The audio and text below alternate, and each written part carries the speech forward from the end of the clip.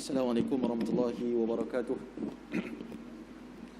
Ya Nabi al-Karim wa sahabati al-kiram al-Fatiha. Bismillahirrahmanirrahim. Maliki yawmiddin. Iyyaka na'budu wa iyyaka nasta'in. Shiratal mustaqim. Shiratal ladzina an'amta 'alaihim ghairil maghdubi 'alaihim waladdallin. Innal hamdalillah nahmaduhu wa nasta'inuhu wa nastahdihi wa nastaghfiruh wa natubu ilayhi wa natawakkalu 'alaihi. ونعوذ بالله من شرور أنفسنا وسيئات أعمالنا من يهده الله فلا مضل له ومن يضلل فلن تجد له وليا مرشدا أشهد أن لا إله إلا الله وأشهد أن محمدا عبده ورسوله وصفيه من خلقه وحبيبه اجتباه ربه رحمة للعالمين بشيرا ونذيرا بين يدي الساعة أدى الأمانة ونصح الأمة وكشف الله به الغمة وجاهد في الله حق جهاده وتركنا على النحجة البيضاء ليلها كنهارها لا يزيغ عنها إلا هالك أما بعد. Yang saya hormati Tuan Pengerusi Masjid, Jawatan Kuasa Masjid, Datuk-datuk, Tuan-tuan Haji, tuan-tuan yang dirahmati oleh Allah Subhanahu Wa Taala, para tetamu Allah sekalian.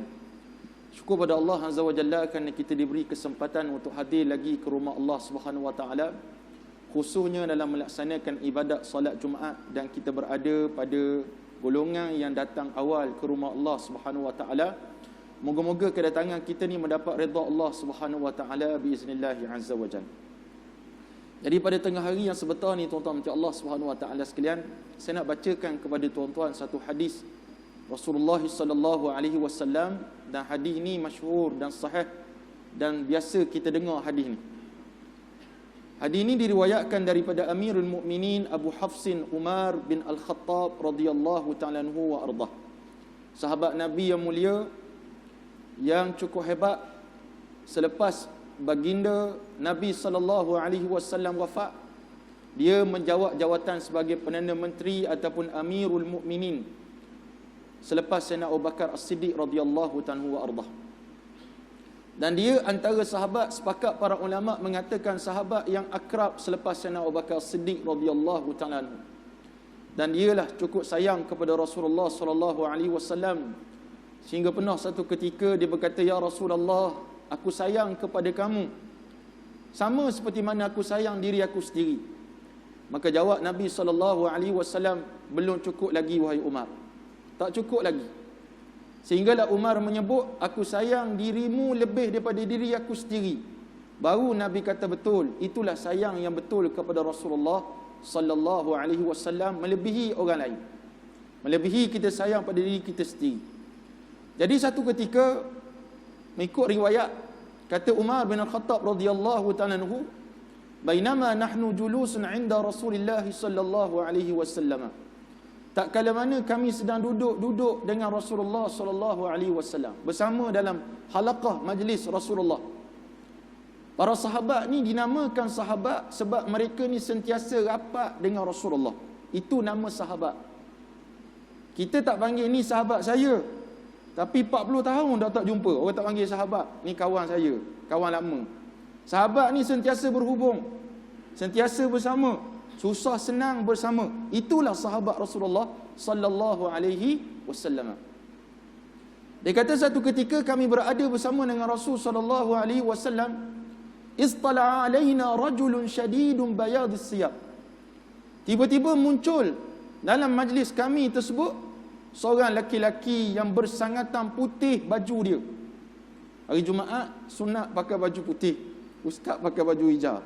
Tak apalah tuan-tuan, yang pakai baju putih tu pahala lebih daripada kami yang tak berapa nak putih baju pada hari ni. Tapi tak apa, asalkan kita tutup aurat, pahala yang lain kita akan dapat. Don't worry, be happy, kata Allah SWT. Tapi kalau boleh usahakan putih kita boleh pakai. Maka syadidu bayad siyab, bukan putih yang biasa, bersangatan putih. Syadidu sawadi sya'ri, bersangatan hitam rambut dia. Sahabat tengok ni sebab pelik, tak pernah kenal, tiba-tiba datang dalam majlis Rasul sallallahu alaihi wasallam. Macam kita kat orang Melayu ni suka sangat tengok orang. Jemaah sah depan sakit perut, kita sah kelima. Kita tengok daripada depan sampai ke pintu tengok dia. Tak ada kerja kita ni. Tak. Berak lah tu, sakit perut lah tu, dalam hati kita gamaknya lah. Tak. Hadirin Allah Subhanahu wa taala sekalian, la yura alaihi asarus safar. Kami tak nampak pada batang tubuh si fulan ini kesan-kesan orang yang dalam permusafiran. Maknanya kalau orang sedang musafir, bajunya kusut masai, mungkin rambutnya tidak teratur kalau kita pergi musafir, baju kita yang kita gosok berkedut. Nah, tapi yang ni tiba-tiba mari bajunya putih. Kalau kita pergi tanah Arak, tuan-tuan, hawa dia padang pasir tu banyak pasir. Waktu saya belajar kat Mesir dulu, antara bisnes yang paling laku bukan air tebu. Tebu laku juga sebab panas. Ni tisu tu paling laku. Sebab apa? Kalau kita daripada Tonton nak pergi ke Kairo tu, turun je Tramco, turun je van, mesti cari Manadil ataupun disebut sebagai tisu nak lap muka, berjelaga muka ni. Baju saya kira lah, kalau muka pun melekat pasir tu, baju macam mana? Wala ya'rifuhu minna ahadun, kami pun tak kenal siapa dia ni. Dahlah tiba-tiba datang, kami pun tak kenal, hatta jalasa bainahu wa bainan nabi sallallahu alaihi wasallam. Sampailah dia datang duduk dekat dengan Rasul sallallahu alaihi wasallam. Fa asnada rukbatayhi ila rukbatayhi. Dia sandarkan lutut dia dekat dengan lutut Nabi sallallahu alaihi wasallam. Wa wada'a kaffayhi ala fakhidhayhi, dan diletakkan tangan dia di atas pahanya. Thumma qala, kemudian dia berkata, tengok bagaimana Umar bin Al-Khattab, dia perhati betul orang ni. Orang ni bukan orang biasa-biasa. Bukan yang biasa-biasa. Maka orang ni berkata kepada Rasulullah, ya Muhammad, akhbirni anil Islam. Mu cerita kat saya tentang Islam itu apa. Pada malam ni, pada hari ni tuan-tuan Allah Subhanahu wa taala, kita nak cerita tentang rukun Islam ni. Akhbirni anil Islam. Tolong cerita pada aku tentang Islam. Ada seorang sahabat saya, Tuan Haji Muhammad Edi, adik dia meninggal COVID sebulan lepas. Dia jumpa dengan saya baru ni, saya pergi ke tengok Masjid Bukit Sentosa sebab saya jadi duta Masjid Bukit Sentosa, cari dana pembinaan masjid tu. Saya ziarah masjid tu, ziarah dia sekejap. Dia cerita tentang kesedihan kehilangan adik dia sampai dia boleh buat satu buku. Dia kata, Ustaz, saya nak cetak buku ni bukan nak jual, saya nak hadiah pada kawan-kawan adik saya. Tajuk buku tu, apa yang perlu diketahui oleh seorang Muslim. Kalau siapa nak, PM saya lepas ni. Tak siap lagi, saya boleh hantarlah sini berapa naskah nak. Apa yang perlu diketahui? Dia punya bersungguhnya supaya apa? Supaya dapat sekurang-kurangnya pahala penyusunan buku tu, dia salurkan kepada adik yang dia sayang. Salah satunya cerita bab Islam. Maka si fulan ini bertanya kepada Rasulullah. Kita tahu belaka dah hadis ni hadis Jibril. Yang datang tu Sayyidina Jibril AS. Kita tahu dah maksudnya para sahabat boleh tengok Sayyidina Jibril AS. Kalau hujung sekali Nabi khabar kepada Umar. Tapi saya nak nyatakan kepada tuan-tuan, Nabi SAW bila mana si fulan ini ataupun Sayyidina Jibril AS ini datang dekat Rasulullah, tanya pada Nabi tentang Islam, maka jawab Nabi, al-Islamu an tashhada an la ilaha illallah. Islam itu kamu bersaksi tidak ada Tuhan melainkan Allah. Kalau zaman saya kecil-kecil dulu dalam TV, kalau azan aku naik saksi.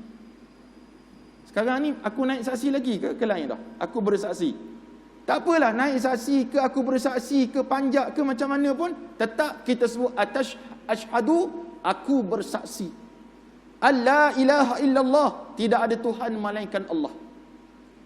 Wa anna Muhammadar Rasulullah, dan Muhammad itu Rasulullah sallallahu alaihi wasallam. Dua unsur ni kita sebut sebagai syahadatain, dua penyaksian. Penyaksian yang pertama, tidak ada Tuhan yang melainkan Allah, dan Nabi Muhammad itu Rasulullah.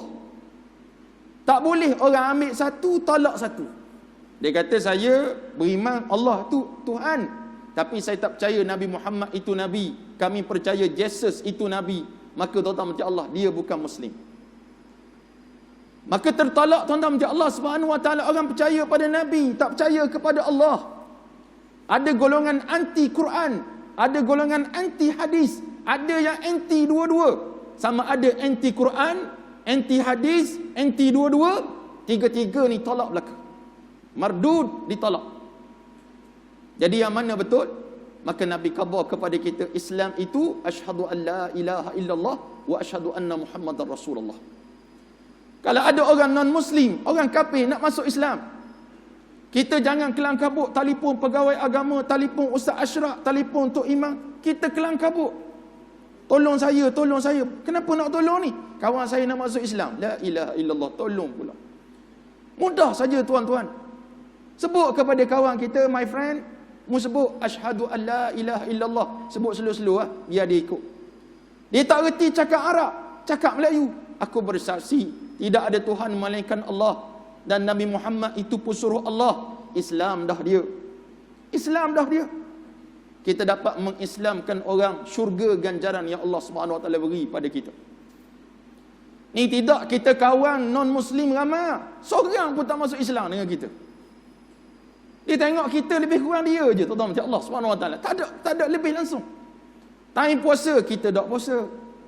Time semayang kita tak semayang. Ada orang kafir non-muslim ni tuan-tuan, dia boleh tegur orang Melayu Islam, you tak semayang ke? Oh, kita nak jawab apa? Kalaupun non-muslim dengar azan, dia tahu ni waktu solat bagi orang Islam, tapi kita tak semayang. Malu kita tuan-tuan. Nak letak mana muka kita? Maka tertolak juga tuan-tuan macam Allah Subhanahu Wa Taala, sebab tajuk hari ini saya nak bahas tentang Islam mu'allaf dan Islam baka. Mu'allaf ni orang yang cenderung nak masuk kepada agama Allah. Dalam konteks negeri Selangor, selepas masuk Islam 5 tahun, mereka dikategorikan sebagai mu'allaf lagi. Kalau dah 50 tahun, orang tak panggil saya mu'allaf, tak. Lebih 5 tahun tak panggil mu'allaf. Maka kita nak sebut tuan-tuan macam Allah Subhanahu Wa Taala, kita alhamdulillah dikategorikan kemungkinan besar yang ada pada hari ini kategori Islam yang berasal usulkan daripada orang tua kita.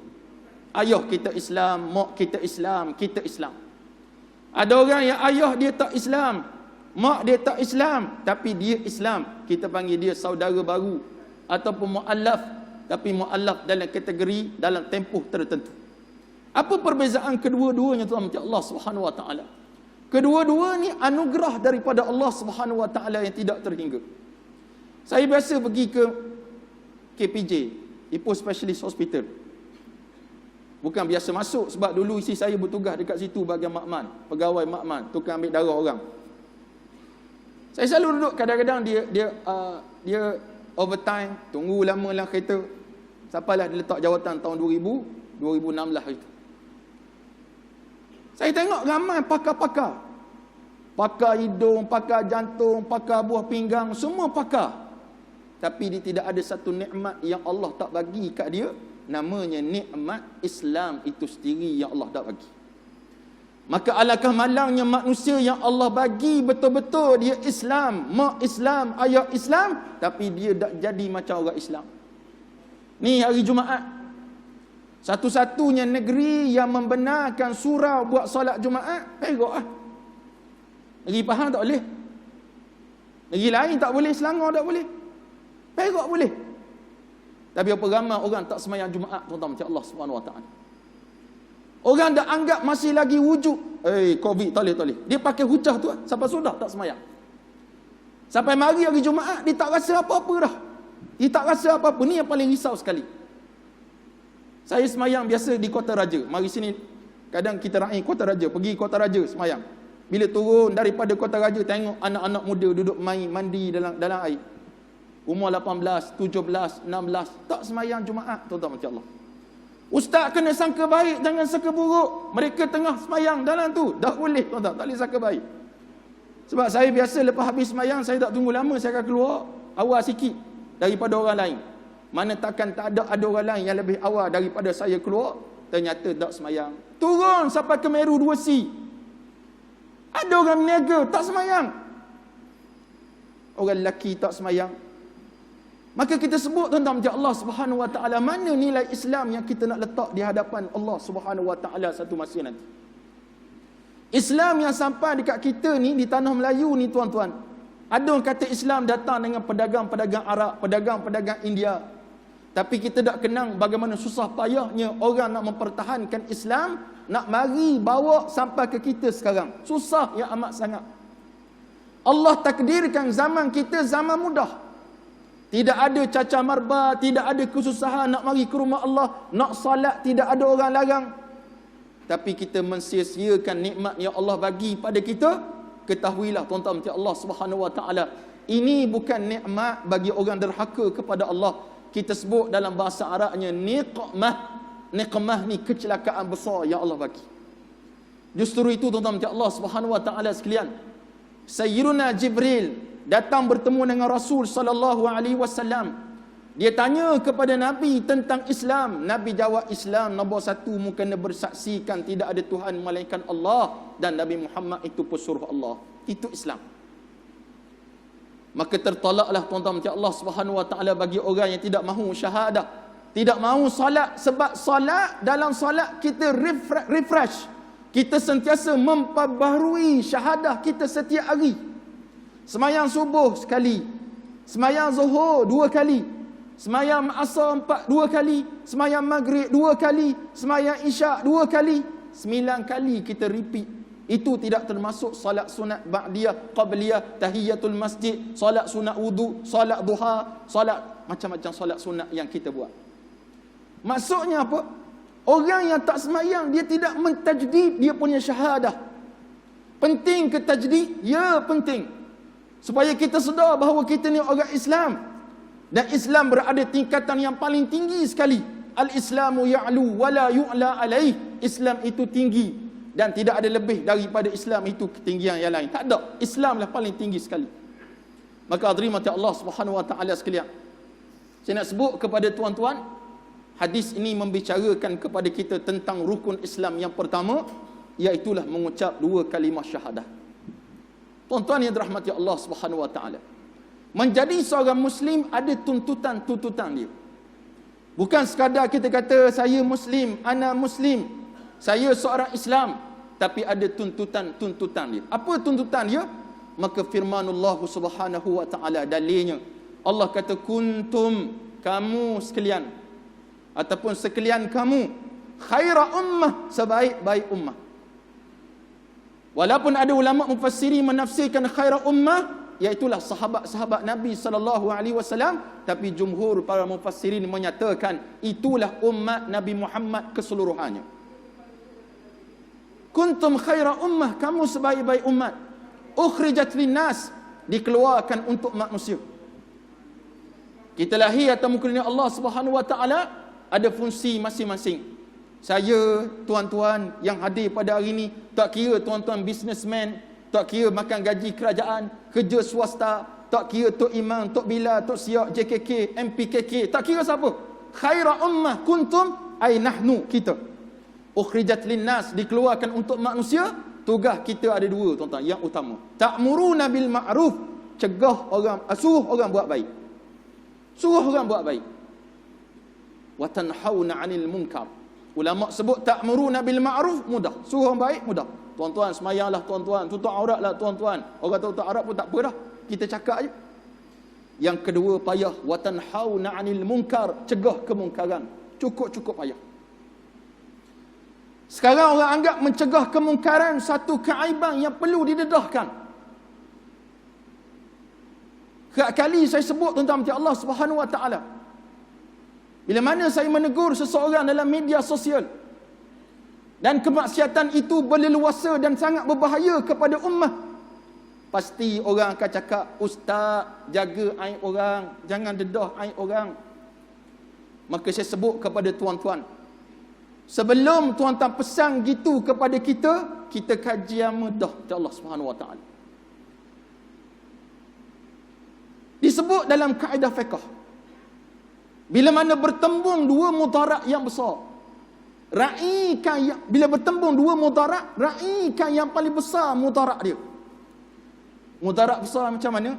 Dia akan menyebabkan kerosakan di atas muka dunia Allah Subhanahu wa taala. Dan yang paling dahsyat tuan-tuan, Allah Subhanahu wa taala minta maaf kalau saya sebut kepada tuan-tuan, kadang-kadang kita mudah sangat terpengaruh kepada zahir seseorang. Maka ingatlah tuan-tuan Allah Subhanahu wa taala, ada benda yang kita tak tahu, yang orang lain tahu. Dan ada benda yang orang lain tak tahu, tapi kita tahu.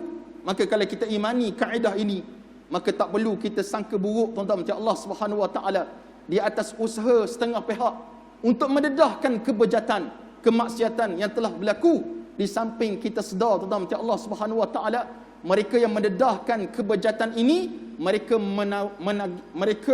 mempersembahkan maruah diri mereka dan kepercayaan orang lain kepada mereka. Tuan-tuan boleh tengok sendiri dalam media sosial yang saya ada dan sebagainya. Saya nak sebut kepada tuan-tuan macam Allah Subhanahu Wa Taala, ketahuilah tugasan kita ni bukan mudah. Tu sebab lagu yang diungkapkan oleh kumpulan Nada Murni dulu kumpulan Al-Arkam dulu. Dia cerita tentang perjuangan. Dia kata apa? Saya tak nak nyanyi sebab dalam masjid ni. Dia sebut rangkap lirik dia, berjuang itu pahit, kerana syurga itu manis. Biar sedikit mahar yang dibayar, biar sedikit pahit yang ditagih. Sebab syurga itu manis tuan-tuan macam Allah Subhanahu Wa Taala sekalian. Saya nak sebut kepada tuan-tuan macam Allah Subhanahu Wa Taala, kembali balik pada isu tadi. Yang pertama Islam, yang kedua tugasan kita tidak selesai sekadar kita salat, semayang, zakat, haji dan sebagainya. Maka amalkan ta'muruna bil ma'ruf wa tanhauna 'anil munkar.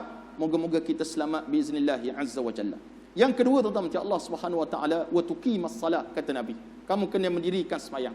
Alhamdulillah, kita insya-Allah semayang belaka. Baru ni kecoh dekat sebuah masjid, bila tak dapat dimasuki masjid tersebut, maka seluruh kecoh. Bukan setakat di sana kecoh, sampai seluruh Malaysia kecoh belaka. Maka tuan-tuan, saya tak nak isu yang tu. Cuma kita nak sebut tuan-tuan macam Allah Subhanahu Wa Taala sekalian, maknanya ramai orang kasih kepada sifat perintah solat tu, ramai orang sayang kepada perintah solat. Mari ke rumah Allah, walaupun mari hari Jumaat saja tak apa, kita raikan mereka tuan-tuan macam Allah Subhanahu Wa Taala. Solat ni satu kefarduan. Nabi suruh anak kita semayang umur 7 tahun. Muru auladakum bis salah. Suruh anak-anak kamu semayang umur mereka 7 tahun. Kalau umur 10 tahun tak semayang, fadribu, pukul dia. Ghairu mubarrih, yang tidak melukakan. Untuk bagi ta'dib, bagi adab kepada dia agar melaksanakan perintah Allah, namanya semayang. Tapi saya sebut kepada tuan-tuan tadi, kita bersyukur berada di Perak. Saya bersyukur berada di negeri Perak. Sebab apa? Perak surau pun boleh buat solat Jumaat dalam musim Covid. Tapi malang tuan-tuan macam Allah, kalau di Kota Raja boleh kira. Banyak tempat boleh semayang Jumaat, tapi kita tak ada usaha nak pergi. Akhirnya kita kata duduk kedai kopi, makan kedai kopi. Kita melaksanakan suatu benda yang jauhnya daripada rahmat Allah Subhanahu Wa Taala. Yang ketiga, wa tu'tiyaz zakah, mengeluarkan zakat. Bagi tuan-tuan yang banyak harta benda, zakat jangan lupa, zakat simpanan, zakat perniagaan, zakat buah-buahan, zakat tumbuh-tumbuhan. Tumbuh-tumbuhan nama dia. Buah-buahan dan sebagainya. Ada zakat-zakat yang perlu kita keluarkan. Maka bayarlah tuan-tuan macam Allah Subhanahu Wa Taala untuk membersihkan harta-harta yang kita ada, akan mendapat keberkatan daripada Allah Subhanahu Wa Taala. Ada seorang sahabat saya duduk yang bekerja di Majlis Agama Islam negeri Perak. Dalam satu ceramah dia kata dia pernah pergi ke rumah satu orang datuk. Maaf, bukan semua datuk, seorang datuk ni yang panggilnya Natin. Dia kata, tolong datang rumah saya ustaz, tolong timbang saya punya emas. Timbang pakai pergi timbang emas datin itu 0,5 kilo. Macam Allah SWT, 0,5 kilo. Berapa nisab zakat? Nisab zakat. Tanya yang tu je. Tapi mungkin sebab dia sibuk sangat panggil ustaz. Ustaz mari. Kawan saya cerita, tahun depan ingat berkurang emas dia, bertambah emas dia. Maksudnya dengan berzakat tak kurangkan harta tuan-tuan, akan bertambah harta tuan-tuan. Ada seorang makcik daripada Johor telefon saya. Dia kata, ustaz, saya tak ada duit, saya nak wakaf untuk pembinaan komplek Baitul Diyak. Tapi makcik ada gelang, dia pun hantar WhatsApp gelang. Boleh tak makcik bagi gelang ni? Saya kata, makcik kalau post memang habis nanti, orang ambil. Jual dulu. Dia transfer masuk tuan-tuan macam Allah Subhanahu Wa Taala untuk pembinaan kompleks. Ada orang yang bermurah hati macam tu tuan-tuan macam Allah Subhanahu Wa Taala. Ada orang zakat pun kedekut. Dia takut kurang duit dia tu, akhirnya tak berzakat. Tak berzakat ni kesan tak berzakat nombor satu, bukti kekedekutan kita. Itu bukti dia. Kita ni kedekut. Bukti yang kedua, kita ni tidak bersyukur atas nikmat yang Allah Subhanahu Wa Taala beri kepada kita. Dan tuan-tuan Allah Subhanahu Wa Taala ingat, orang yang tak bayar zakat, harta benda dia itu akan ditukar oleh Allah Subhanahu Wa Taala untuk mengazab dia pula di akhirat nanti. Maka ingat, kita ada Tuan Haji, ayah mertua, Tok Imam kita, amil zakat. Kita ada pusat zakat. Kita ada tempat-tempat yang boleh berzakat. Maka tuan-tuan jangan lupa untuk keluarkan zakat tersebut, insya-Allah. Dua lagi itu kita simpan pada pertemuan yang akan datang biiznillah ya azza wa jalla. Conclusion yang pertama, tuan-tuan Allah Subhanahu Wa Taala, bersyukurlah kepada Allah kita menjadi seorang Islam. Dan jadilah benar-benar seorang Muslim yang menggunakan Islam itu untuk menegakkan kalimatullah hiyal ulia, biar tepat tertinggi sekali di sisi Allah Subhanahu Wa Taala dan di sisi makhluk Allah Subhanahu Wa Taala. Nombor dua, tuan-tuan Allah Subhanahu Wa Taala, laksanakan seluruh perintah Allah. Jangan tinggalkan segala perintah Allah kecuali kita tak mampu, dan laksanalah semampu diri kita. Kalau pada hari ini tuan-tuan Allah Subhanahu Wa Taala, Islam dikecam dengan pelbagai kecaman, yang patut kita kena kecam sekali lah orang Islam yang tidak melaksanakan perintah Allah Subhanahu Wa Taala dengan sebaik-baiknya. Yang ketiga, tuan-tuan Allah Subhanahu Wa Taala sekalian, seperti mana kata Tuan Haji Jamaluddin tadi, masjid ni antara masjid yang aktif dengan pengajian. Rugi, sangat-sangat rugi bagi orang yang tak datang ke rumah Allah untuk mengaji ilmu. Daripada mana-mana asatizah yang datang, belajarlah ilmu, tuan-tuan Allah Subhanahu Wa Taala, sebab ilmu itu suluh kepada keimanan kita. Dan dengan ilmu kita mendapat sautan sabdaan Nabi SAW, man yuridillahu bihi khairan yufaqihu fid din. Siapa-siapa yang Allah nak kebaikan kepadanya, Allah akan fahamkan dia dalam urusan agama. InsyaAllah sekadar itu sajalah sedikit tazkirah yang saya sampaikan kepada tuan-tuan pada tengah hari ini. Mohon maaf kalau saya terkasar bahasa, tersilap bicara. Wassalamualaikum warahmatullahi wabarakatuh.